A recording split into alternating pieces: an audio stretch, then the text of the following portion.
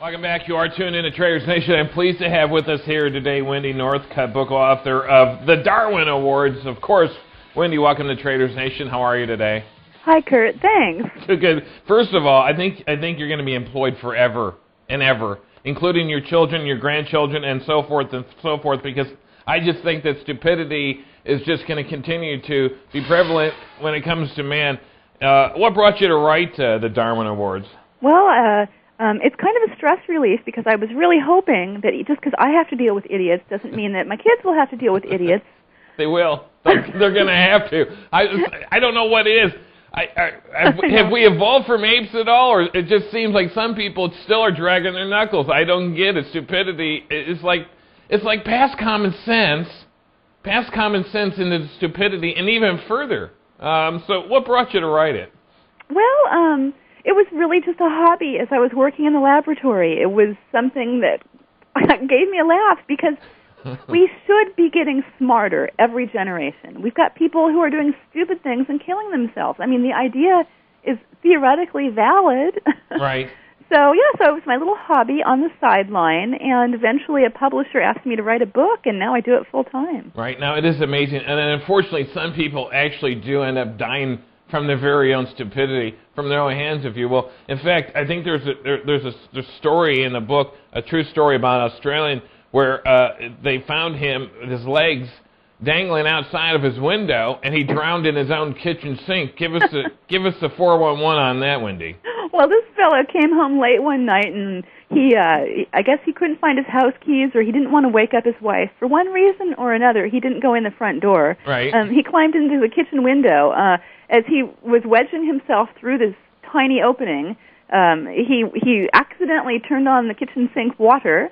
He was wedged so tightly he couldn't move in, he couldn't move out. All he could do was dangle there as the water filled the sink up inexorably and drowned him. Right. It was like, amazingly enough, the next day when he was discovered, the police searched the body, and they found he had his house keys in his front pocket. Right, and not only that, not only did he have his keys in his front pocket, but he just simply didn't turn the water off.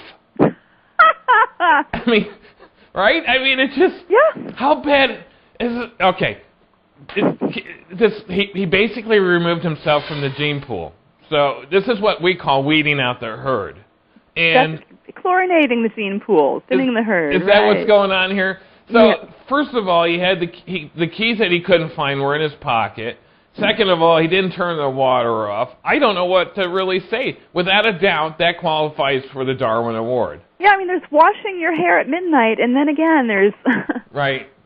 That's interesting. All right, now, what would be another good example of being removed from the gene pool? It goes through here, and it's not only just men. I mean, there's women that actually have done pretty stupid things, too. True, there are. Well, there was... Apparently, grenades are fairly common in Croatia. So I've had a number of grenade stories coming out of that area. Yeah. We had a man who had... Oh, I love the ones that start with a bright idea. Yeah. He had a bright idea. He thought he would clean out his chimney by hanging a brush down the chimney and just going up and down. Right. Like dental floss. So the end of the brush wasn't heavy enough. He wanted to weld something onto the chain that was heavy so that it would drop down. Sure. Well, he looks around, and the thing that's about the right size and about the right weight is a hand grenade. Well, why not? And best of all, it's made of metal, so he can weld it right onto the end of the chain. That's perfect. Why didn't I think of that? Have you ever welded anything? You're using plasma. You're using a form of matter that is like ions floating around in space. It is so hot. It is way hotter than a flame. That's right. And, of course, the grenade was live. The grenade was live and did the expected thing when this intense heat source was applied to it. Exploded. Yeah. That's not the only time I've seen people killing themselves with hand grenades by accident. There was a man Why pull the pin? By accident, though. I mean... Why pull the pin? Just weld it. Yeah, right. Why do it the easy way when you can do it the slow and stupid way? That's right. That's what I'm thinking. So grenades, we can't get them here in the United States. It's tough for us to do stupid things with grenades in the United States. But okay, Croatia's got some. Can you buy a grenade and maybe a dozen eggs on the corner or what? That's great. How can you get grenades in Grenada? Or do they come in packs? Are they like a baker's dozen? Can you get grenades like in a baker's dozen in Croatia? I don't know. All right, so it's bad enough. It's bad enough that there are certain people out there that are just plain stupid. What happens when you mix stupidity and alcohol? Yeah, well, you get things like the bar game called Pinga. Yeah. This is, where I don't know if it's called Pinga. Come to think of it, they were drinking something called Pinga. Yeah. And they had a landmine, and they decided they were going to play a drinking game called Stomp the Mine. Stomp the mine, sure, why not? They tossed the mine under the table, and in turn, each man would stomp on it, and then everyone would have to take a drink because he was macho. Well, everybody else in the small pub fled in terror. Right. That still wasn't a clue to these men that they were doing something that wasn't so wise. That's right. It was probably, well, we don't know exactly how many rounds, but at some point, the people outside the bar saw the bar go up in flames. Right, and somebody lost. Somebody lost the Pinga. Somebody lost. Somebody lost Pinga. And Pinga. And unfortunately for them, they lost, but unfortunately for everyone else that didn't lose, the person that lost was not able to buy the rest of the rounds of drinks.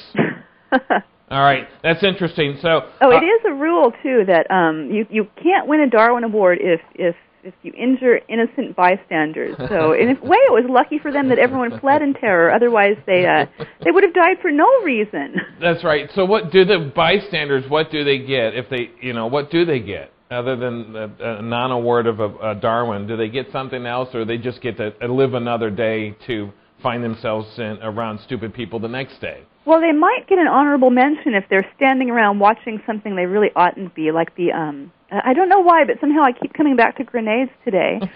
The man who was juggling hand grenades at a party, live hand grenades. Juggling them.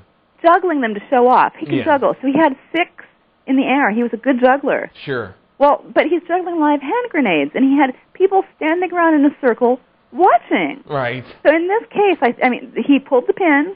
Yes. Blew himself up. Oh. Now, in this case, though, I didn't disqualify it because I figured they're not really innocent bystanders at this point. They're actively engaged in putting themselves in the way of danger. Yes, absolutely. In fact, if I was a juggler, I would go from juggling to hot potato. That's the game that I would play. I would pull the pin and I would say, hot potato, hot potato. And I think I would pass it to somebody. I think that you would fit right in there. Yeah, I think that would. Then I would have qualified for a Darwin Award, wouldn't I? You certainly would. Well, have you ever done any? No, I have never juggled hand grenades or played hot potatoes with them. Anyways, all right. So listen. All right. So I want to go on to pyrotechnics, okay? Because you write about in your book that they're not just for professionals. All right. Oh, there's some really great. Yes, that's true. Well, to give us a good example of a non-professional pyrotechnic person, because not only you go into hand grenades, bombs, dynamite, gasoline, and mine detonators. Is this back in Croatia, or is this around the world? Let's see. Well, there's the story that comes to mind from the book was when we had, and I forget the location, but it was not Croatia this time. It was a couple of thieves who wanted to break into a fireworks factory and steal fireworks. Right. So the fireworks factory is pretty heavily defended because you can imagine that it would be the target for a lot of people's dreams of grabbing a bunch of fireworks. Right. So they had to cut through a steel door. Again, they bring out the welder. They start cutting through the steel door into the fireworks factory with a welding apparatus. Why not? Yeah. How else could they get in? I think that's what they were thinking. Sure. It was really churning there. It was really they were really putting thought to that one. So did they get in? Well, did they get through the door? I mean, I think they managed to open the door in a sense because after they got far enough through, that sparks, sure enough, set off fireworks, and the fireworks set off other fireworks.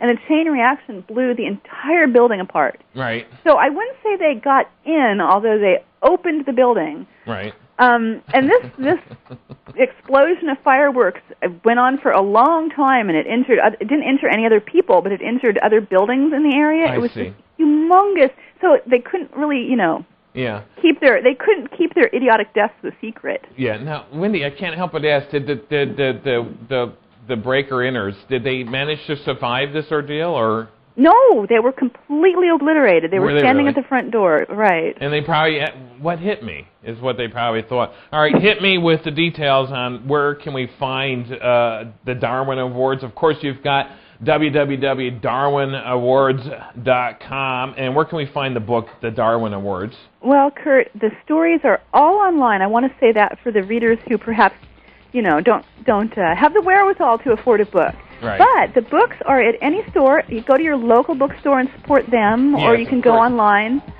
to the big booksellers. Absolutely. Amazon.com, Barnes & Noble, and, of course, support your local corner bookstore. Wendy Northcutt, thanks for being on Traitors Nation. I appreciate your time. Thank you, Kurt. Be safe. You're more than welcome. Absolutely. I don't want to be in your next book.